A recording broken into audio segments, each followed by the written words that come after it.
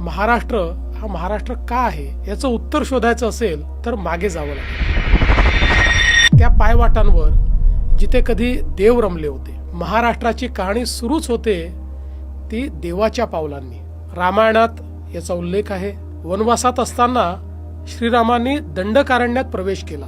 आजच्या विदर्भात आणि नाशिकच्या भागात घनदाट जंगलांचा विस्तार होता. पंचवटी सर्वज्ञात अशा प्रकारचा परिसर. तो नुसता पुराणातला एक शब्द नाहीये. दंडकारण्यच नाही फक्त ते, करेक्ट, आणखीन काही आहे. तो रामायणातल्या जिवंत भूगोलाचा भाग आहे. जी जी. हेच ते ठिकाण जिथे लक्ष्मणाने लक्ष्मण रेषा काढली, जिथे रावण साधू वेशात आला, सीतामाईला फसवून पळून घेऊन गेला, धर्म अधर्माचा संघर्ष तीव्र झाला, तो इथेच. जी. परवा कुंभमेळ्याच्या तयारीला गेलो होतो तेव्हा हा इतिहास डोळ्यासमोर उभा झाला माझ्या. सत्याचा जय होत असतो हे राम रावणाच्या युद्धाचे सार आपण वर्षानुवर्ष सांगत आलो आहोत. महाभारतात सुद्धा महाराष्ट्राचीच भूमी आहे. विदर्भ हा तो भाग आहे जिथे दमयंतीची गोष्ट घडली. कोकणातील गुहांमध्ये अर्जुन ध्यानात बसला असं लोककथांमध्ये सांगितलं जातं. त्याला दिव्यास्त्र प्राप्त करायची होती. महाभारतातल्या कृष्णकथेचा रमणीय भाग घडतो तोही विदर्भातच. राजकन्या रुक्मिणी पत्र लिहिते कृष्णाला आणि हे पत्र वाचताच तो धावत येतो कौंडिण्यपुरात. आजची तरुण मुलं मेल करतात प्रेमाचे, पण कित्येक शतकापूर्वी अशा प्रकारे अतिशय विशुद्ध प्रेमाने आणि भक्तीने वाहून घेतलेल्या रुक्मिणीने एक साधं पत्र पाठवलं. सर, एक थोडंसं तुम्हाला इंटरफेअर करतो. सुदेव नावाचा ब्राह्मण होता. त्याच्याकरवी ते पत्र कृष्णाने रुक्मिणीला पोस्ट केलं. करेक्ट.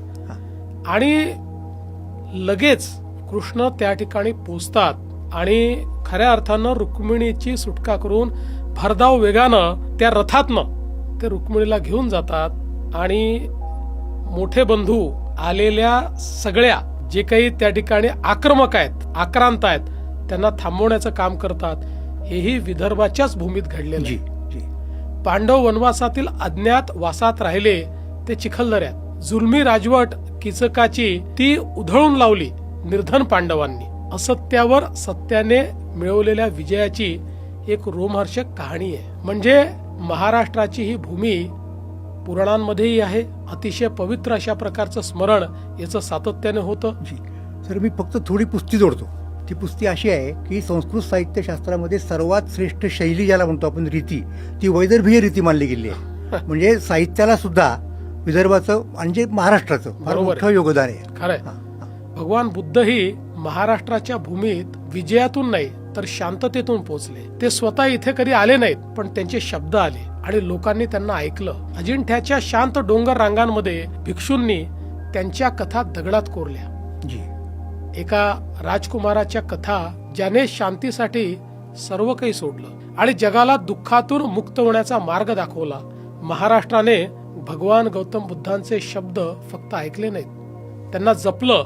गुफांमध्ये, स्मृतींमध्ये आणि आत्म्यातही.